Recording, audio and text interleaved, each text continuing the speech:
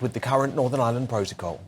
Northern Ireland Protocol, you've always said that you would always support your successor. Will you support any deal that he does on Brexit and Northern Ireland? Well, I think the best thing is to continue with the Northern Ireland bill that we agreed, and it's a very good bill and doesn't set up any other problems in the economy of the whole island of Ireland. So I'd go with that one.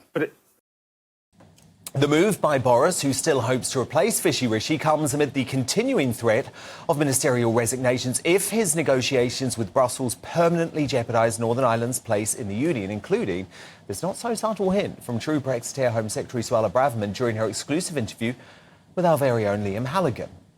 I know that the Prime Minister is absolutely committed to resolving this issue, regardless of the implications. It's absolutely essential that we get Stormont back up and functioning, that we restore free-flowing trade across the Irish Sea, so that businesses in Northern Ireland and Great Britain can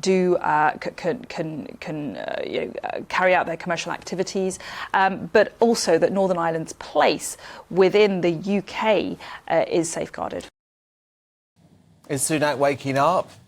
Maybe. He said MPs would get a say on the final deal. But Anne Widdecombe, to me, from everything that I'm hearing from speaking to Brexiteers within the Tory party, it doesn't feel like Sunak actually respects them anymore. He's prepared to ignore the ERG. He's prepared to ignore the DUP. What's going on, Anne?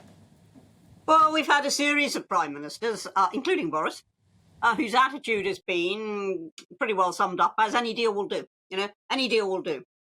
Whereas, in fact, we said very clearly, or the Conservatives said very clearly in their manifesto, that Britain would leave the EU as one united kingdom. Now, that has been broken by leaving Northern Ireland in the single market, by creating a border between us and Northern Ireland, which should be unthinkable. And none of it was necessary. Now, unless Rishi simply says to the EU, look, nothing doing, no ECJ interference, no border down the Irish Sea. We'll do the whole thing with technology on the existing border and we won't create a hard border. Unless he says all of that, so that we can give state aid to Northern Irish industries if we want to, so that we can trade as freely with them as we would trade with the Isle of Wight. Until we can do all of that, we haven't got a proper Brexit. And nobody wants to sign up to yet another round of something that isn't going to work because the DUP won't accept it and because it's not Brexit in anything but name.